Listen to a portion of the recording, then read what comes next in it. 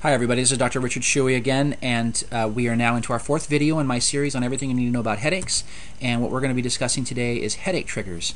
What they are, with basically how they're triggering things. We're going to be looking at some of the common triggers that are out there, and we're also going to be looking at some ways that you can get around these headache triggers. Try to work with them a little bit. And if we have time, we're going to also see how this fits into the model here that I've been trying to discuss about how you get headaches. All right, so first off, what are triggers? Well, triggers are basically any kind of stressor, and it can be physical, it can be mental, emotional, or it can be chemical in origin that irritates the nervous system and causes it to fire off. That's basically what's going on. And so if we look at physical stressors, we've already kind of discussed this portion here. We know that if it's certain activities that are irritating or stressing and straining your neck will cause you to have headaches. So it could be maybe lifting boxes overhead at work. It could be playing tennis or golf. It could be doing chores around the house where you are maybe pots and pans where you're over the sink and in that odd position where your head is kind of, you're leaning forward for a while you're scrubbing pans. That irritates the neck and causes problems. What I wanted to say about these physical stressors is that, again, you remember that you don't want to avoid these activities. If you spend your time trying to avoid these activities, you're basically going to decondition the body. You're going to cause yourself to have greater, more chronic problems in the future. The way to get rid of this is to do things that will improve your function. So you want to get out and exercise. You want to work with stretching and that kind of thing. You want to continue to do these activities that are causing the headaches, but do them on a lighter scale and then gradually build them up so that you can get back to your normal levels of doing those things. That's hardening activities is the way it is. And stay active. That's the best way to deal with these physical stressors. Another physical stressor I wanted to point out is things like weather and barometric changes. Your neck, if it's dysfunctional and it's irritated and inflamed by things that you do, there's always going to be a low-grade inflammation going on in there. And when you have weather changes, barometric changes, there's a pressure change in the air that will cause inflammation to worsen. Your neck is no different than that war veteran that came home after the war and can tell you when it's going to rain because of the weather changes, the barometric changes that happen just before the storm, cause the inflammation in that dysfunctional knee to inflame. Well, your neck will do the same thing and you'll get headaches more often in the weather. You can't do much about that though. So, unless you are willing to move to Arizona or something, that's going to be hard to get away from that. And that's really not the answer anyway. Okay, then, as I said, one of the other areas is the chemical stressors, the foods that we eat. We can always work with improving our diet and avoiding things that contain tyramine, MSG, phenylethylamine, caffeine, sodium nitrates and nitrites. Things like wine, beer, cheese, all of those have tyramines and phenylethylamines in them. Processed meats have sodium nitrates and nitrites, so you want to avoid the processed meats. Sometimes you can get things like nitrate-free bacon or sandwich meats. You can find those things. I recommend that you do that. That's one way to get around this. And you can absolutely avoid all fast foods as like a plague. I mean, it's destroying our health. We all know that. And they're full of monosodium glutamate, MSG.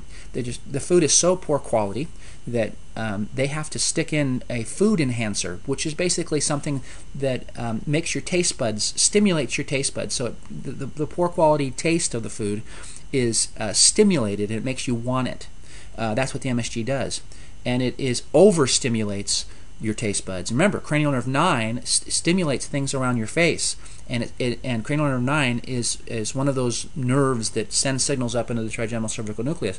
So you take the MSG, it overwhelms the taste buds and sends those signals up into the brain and causes headaches. That's how that happens. So avoid those things. Another thing we have to understand is that there's hormonal issues. So again, nutrition is going to help you here as well. If your estrogen levels decrease too much, and that happens during the cycle for women, that's why many times women with migraines, their headaches will trigger when their estrogen levels drop while they're in that portion of the cycle where your estrogen levels drop, and that's where they'll get their headaches. So you can deal with that by a couple means. The most intelligent way, of course, is to go after your diet. Make sure you're getting enough of the right fats and cholesterols your body needs to that make estrogen. Now, estrogen is made out of cholesterol. All of our sex hormones are. Another thing you can do is you can avoid, you can look at the drugs that you're taking. You know, what drugs are you on for hypertension and all the other things you do, and can you deal with those things in a different way or get on a different drug that to deal with it? Remember, all drugs have side effects, and especially if you're taking drugs for headaches, understand that everyone that's out there, we do know that if you take them on a chronic basis, if you're taking them for a long period of time, you will actually get something called rebound headaches that are based off of those, and they're caused by these drugs, so you might want to get off those things or find other approaches to deal with your problem rather than just trying to put a Band-Aid over it with drugs. Okay, finally, mental emotional stressors. I don't know how good your coping skills are. I mean, you have to assess that on your own, of course. And if you feel that they're inadequate for the stress of life, and and life is obviously more and more stressful these days. If you're not coping with that, get some help. That's one of the answers to it. That would work well is deal with your stress from that perspective.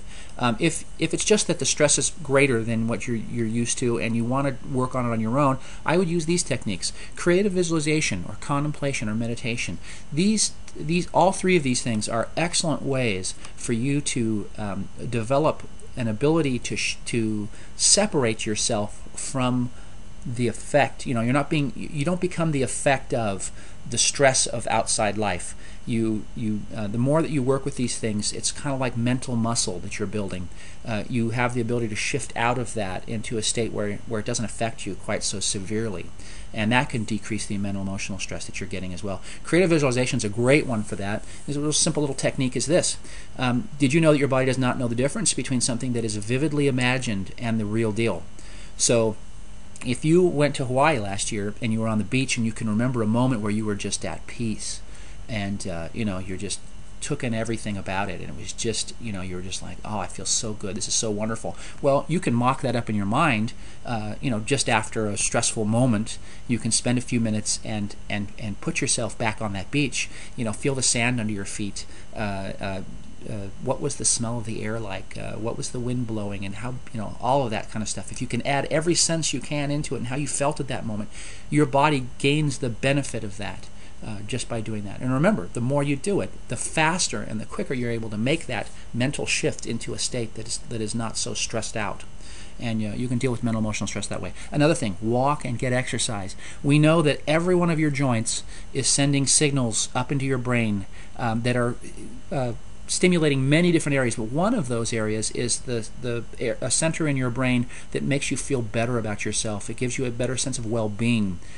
So exercise and activity and movement is really important in many ways, but one of them is it makes us feel better about ourselves, and that will help you deal with the stress. So if you find yourself overstressing and you pull away from exercise, then I want you to think about, no, don't do that. Go out and actually get the exercise that you need. It can be gentle stuff. It can be walking. Lots of nerve endings in your joints of your ankles and feet and knees and hips that'll be sending signals up into your brain that can help you with dealing with mental emotional stress.